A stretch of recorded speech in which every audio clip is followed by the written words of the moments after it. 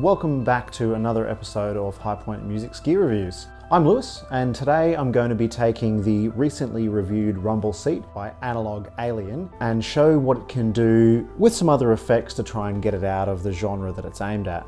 In the review, we talked a lot about how much this is voiced towards rockabilly, surf music kind of sounds, just with its 3-in-1 multi-effect style approach. And while that's a great setup and really simple to use in this sort of compact size, a lot of people would want to run that with some other effects as well. So I thought it'd be good to take the Rumble Seat and show what we could push it into other genres. Instead of necessarily being rockabilly or surf style sounds, what you could do with it outside of that realm to make the most value of it, to get the most sounds out of it. So I thought we'd try it through some other reverbs, a little bit of different distortion, put some pitch shifters through it, and see what it can turn up in some other genres. So first things first, let's check our clean tone. I'm playing my Fender Stratocaster.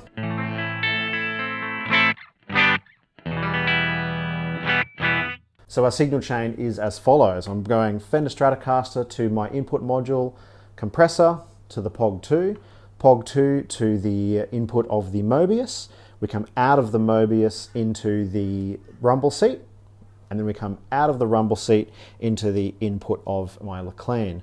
We go through the preamp stage of the LaClean, out of the effects loop, back into the Mobius, which gives us our post-distortion sounds.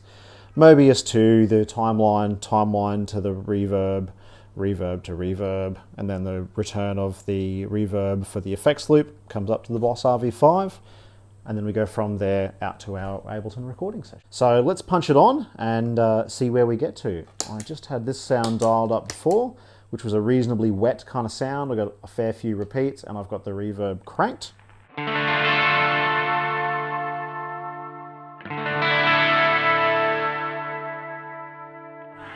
As you would have heard in the review. Now, a good thing to try and check this out with, I thought would be a bit of a volume swell-like sound, just for some of those ambient-like tones. So I've got a swell set up on the POG 2.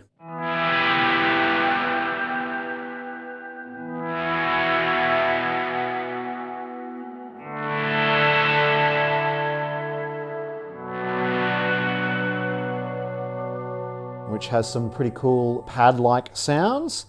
If we just take our tone off a little bit.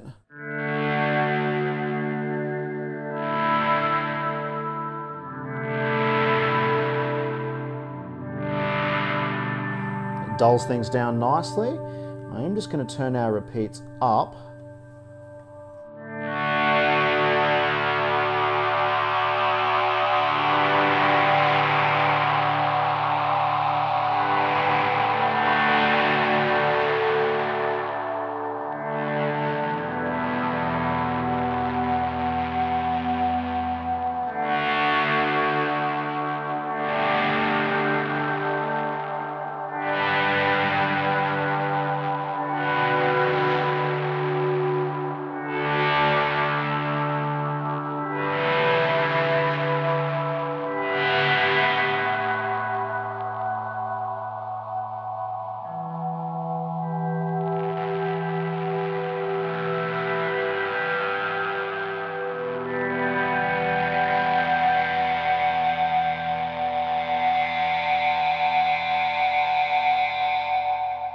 So you can definitely get that great analog sound from the delay in this to get that like almost infinite sustain like pad sounds. I felt as though that was really on the edge of where the control was. It wasn't getting out of hand. It worked pretty well for those kind of sounds. The volume swell does work nicely into the input. You still get tons of good response from the distortion. So I'm going to say so far, that's a pretty good win. Let's try it with a little bit more pitch shifting in the regards of adding some oomph to the character of your guitar signal. So I've just dialed up a quick bit of a thickening sound with the POG. Does this.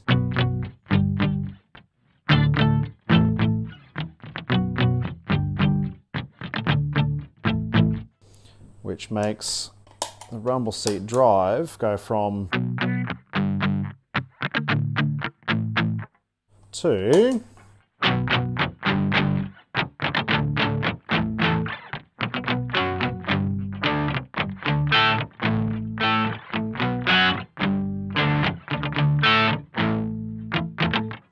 Sounds like it's got a bit too much octave in there, so I might just pull that out and leave the bottom end in.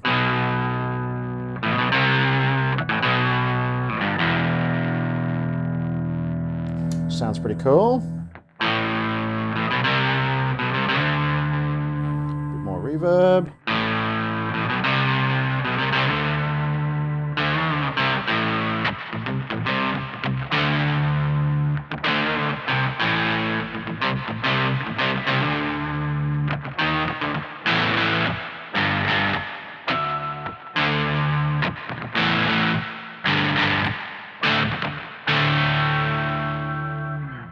So still tracks pretty well.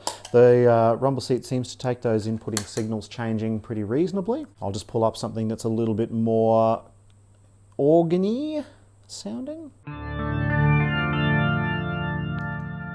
reverb's probably the first thing to go for.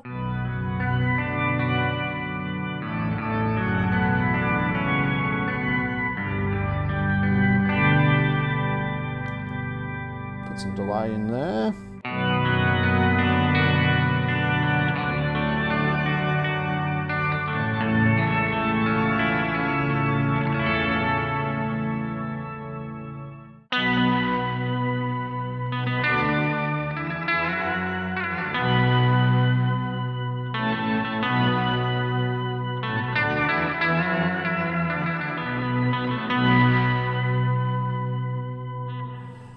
So it responds pretty nicely.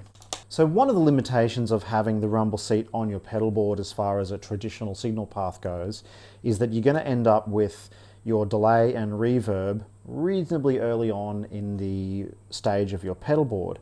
For example, the way I'm running things now, I'm going to end up with my reverb and delay before the first stage of the modulation, before my tape delays, before my reverbs, and before the distortion channel on my LaClean. Now what this does is it gives us a sound that you normally wouldn't associate with rockabilly or surf style music, and it's the ability to run reverb into overdrive. So if we start out with our overdrive sound, like so,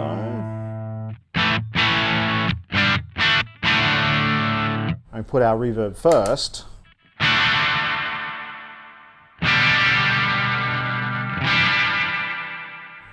you can hear that reverb is actually holding those distortion notes open for longer, adding a little bit of sustain and taking a little bit away of the attack.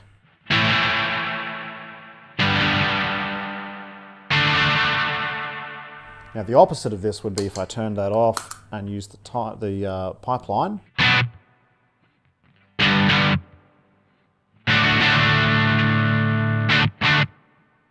Let's give a little bit more reverb. That's already on the long channel.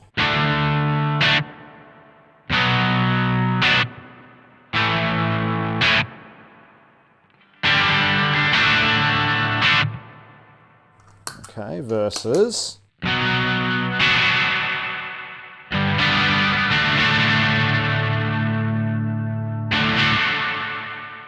So you hear that those reverb tails are significantly more predominant in the sound, and that's a bit of a shoegazy kind of sound that you probably wouldn't get on a traditional pedal board because your reverbs are usually at the end rather than at the start.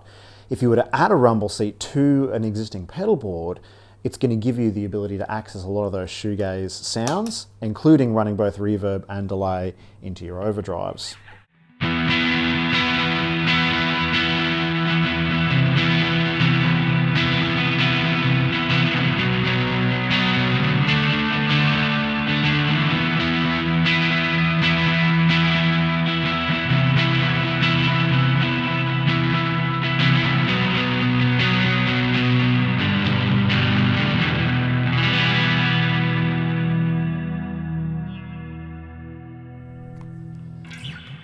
Which is a pretty great option for people who aren't going to be using this necessarily for where it's specifically aimed. The last step, I think, for checking out what the Rumble Seat can do and how it can augment your existing sounds would be to turn as much of this on as I possibly can to make as much of a noise or soundscapey-like setup. So we'll start with a fairly wet sounding Rumble Seat. So overdrive sounds good. Let's go some delay. A little little bit louder delay, but not necessarily more repeats, and one a little bit quicker. Cool. And then our reverb. So I'll dial down just a little bit. I'm then going to bring in my Strymon Mobius, doing some rotating speaker sound.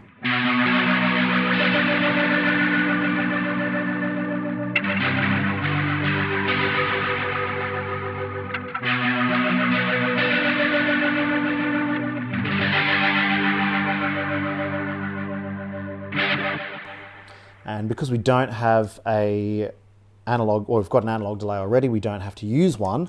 So I'm just going to pull up a tape delay. Let's go to my Echoplex setting.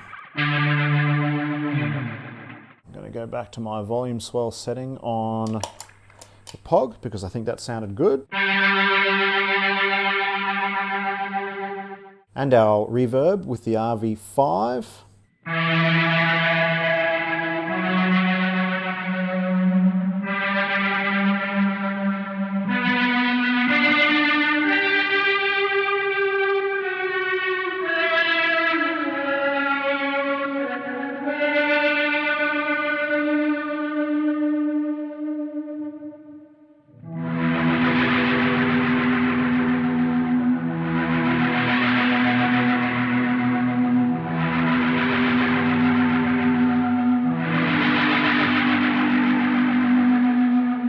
So you're getting some pretty washy sounds.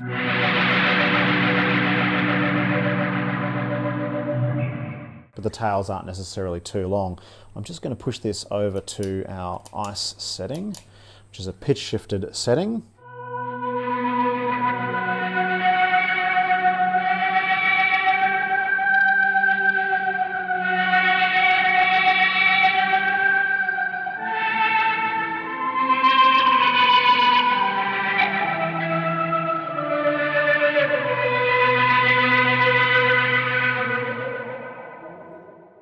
Which does some pretty cool sounds as well. So I think the Rumble Seat works in the non-traditional, or in a manner that's not necessarily meant to be used, but you're going to have to be a little bit careful about your settings. You don't want to make anything too wet here because you have so much room to add very specific layers to it afterwards if you're using it in a more traditional pedal board.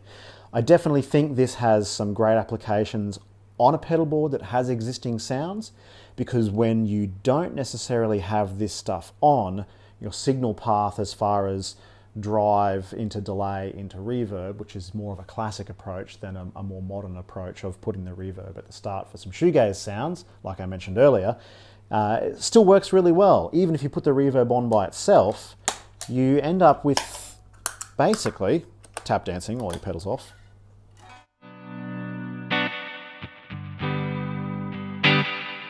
Guitar into reverb.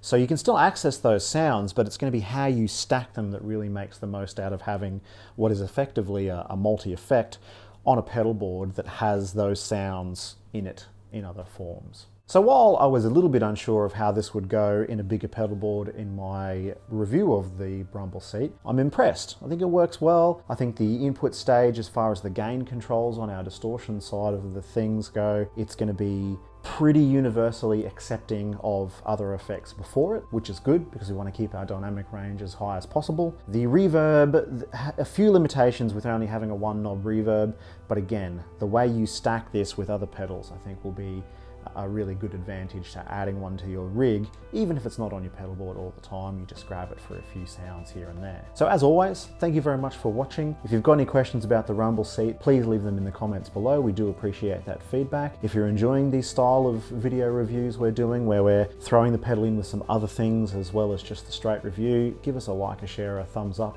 a subscribe. We really appreciate the feedback. And if you'd like to be one of those lovely people that helps to bring this to you every week, you can become a member of our Patreon and allow us to put out as much good quality content as we possibly can. Don't forget to check out the blog on our website. We've got information about this pedal, other pedals, and of course all of the tuition side of the work that Ryan does. Thank you very much for watching again, and of course I'll see you next time.